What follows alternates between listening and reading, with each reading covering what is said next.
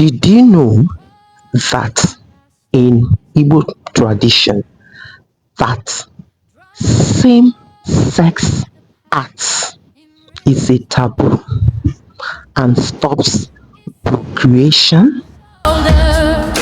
Masquerade inside. Welcome back to Igbo tradition, my heritage, and today I will be talking about same-sex acts known as homosexuality. How the Igbo tradition views it. The Igbo world view. Someone asked me a question about this when I discussed about adultery, and the person asked me about this same-sex acts, whether it's a taboo. The answer is yes. Same-sex acts known as homosexuality is a taboo in Igbo traditional society. It is what ndị Igbo na-akpọ arụ nsọ ala. Whenever you hear nsọ ala, according to Igbo traditional society, is an offense against Allah, the earth goddess. The earth goddess, that deity, the deity that is in charge of morality, in charge of fertility and ancestors. Don't forget that Igbos, they pour libation on the ground. Nani, Allah. That's where the Igbo, they pour libation. Like I said about it being a taboo against Ani, the earth goddess that is in charge of what?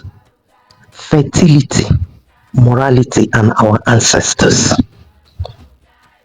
Ndị Igbo believe in reincarnation,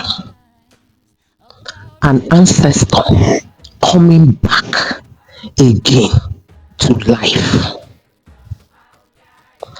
Ndị Igbo believe in marriage because marriage is that union between a man and a woman coming together to produce children. Is a means of procreation.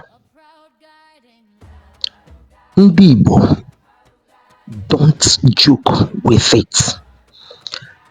It's not only that it is a means of procreation, it's also continuation of a lineage, because it is a taboo when they say this lineage is closed up.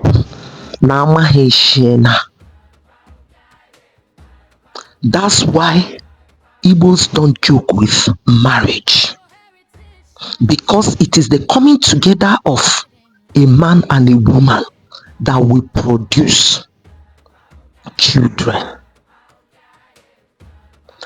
Like I mentioned about reincarnation, that Igbos believe in reincarnation, ancestors coming back to life, and Allah being the one in charge of the ancestors.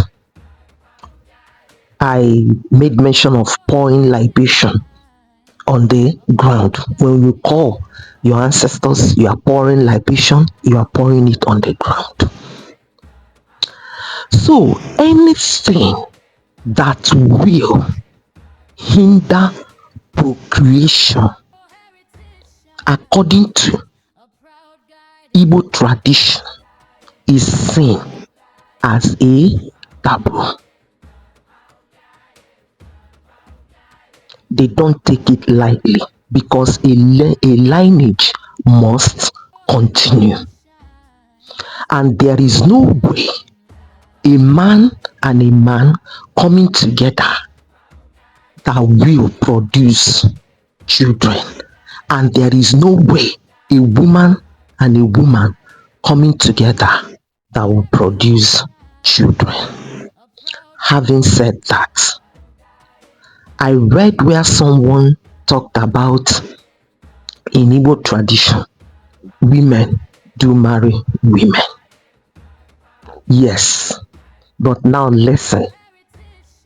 It's not as if in Igbo tradition that a woman would just go and marry fellow woman so that they will be having intimacy. No. Women that married women during the days of our ancestors were widows and barren women.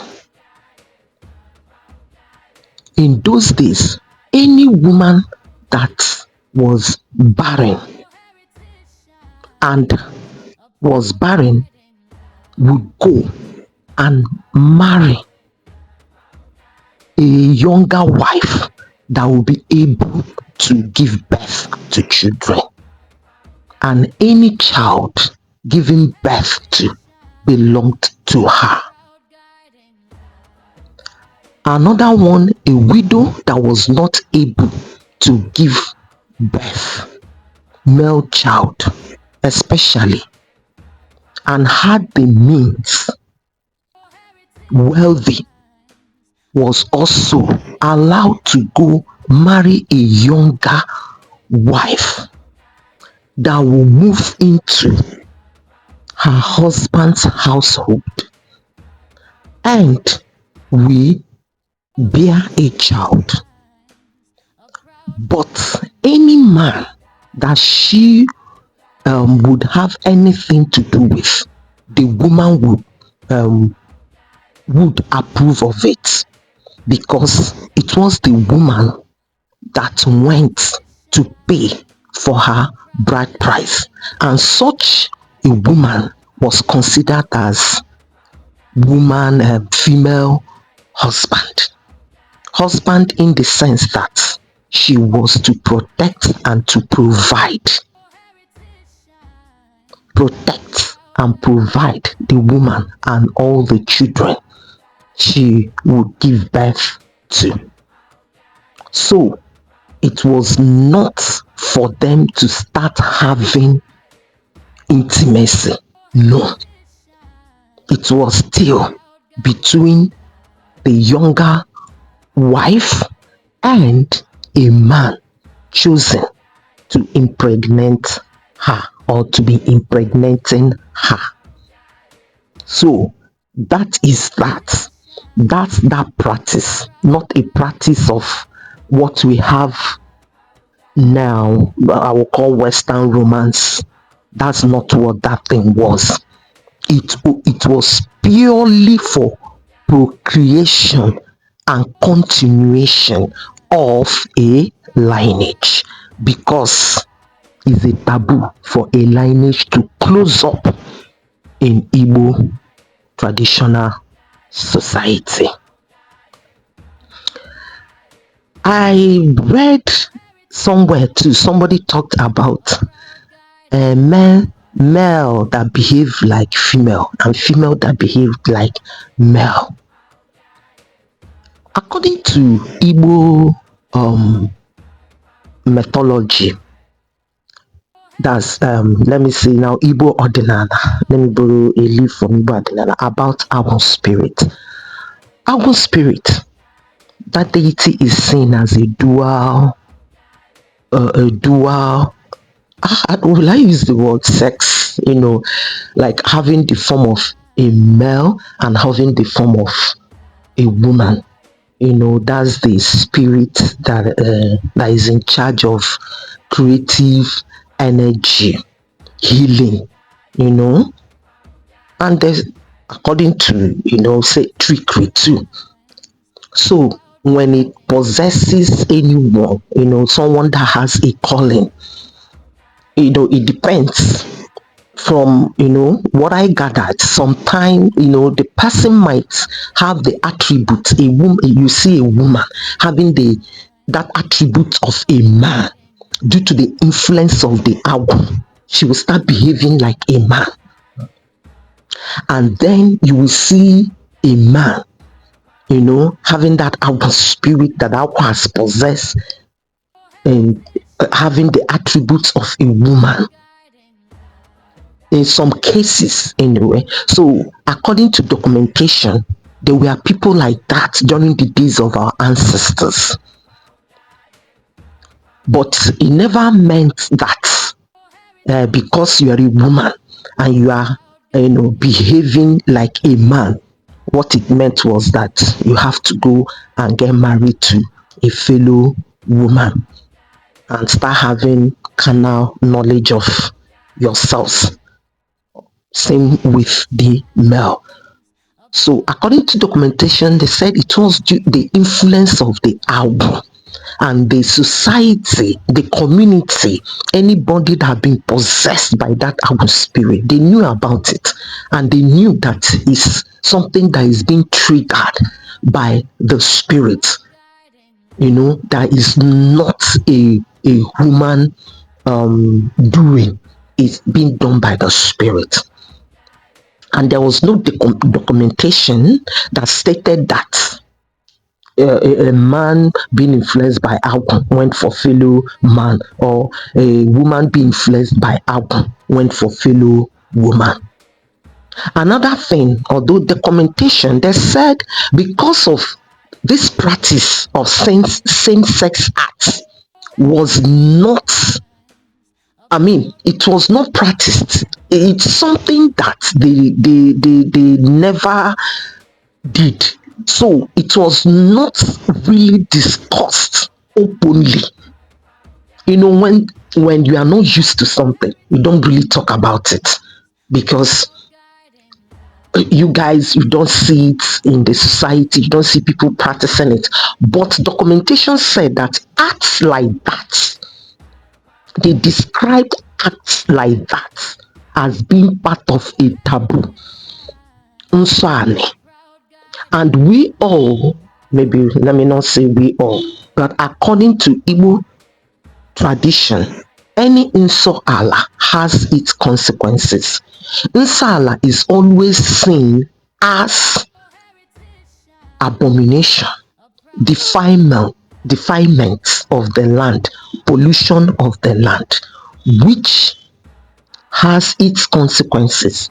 And the land must be appeased. There must be a cleansing. A cleansing must be done. If not, it will bring calamity both to those involved and also to the community. So that was why community at large never ever treated anything nsala with kids' clothes, because ndị Igbo believe in ofu aka rụta mmanụ ya ezuo ọha. So you cannot see anything that is nsala and they keep quiet under the Igbo traditional society, because when you keep quiet and nothing is done about it, when calamity comes, everybody will have a test of it. So this is how the Igbo view same-sex acts known as homosexuality. It's a taboo. It's an abomination. It stops procreation. It stops reincarnation. And anything that hinders this, under the Igbo traditional society, they don't joke with it. I will be stopping here to see you in my next video where I will be discussing abortion, how the Igbos view abortion. If you have not subscribed to this channel, make do to subscribe to this channel so that you will be getting information, authentic information on Igbo tradition, our customs, and our laws.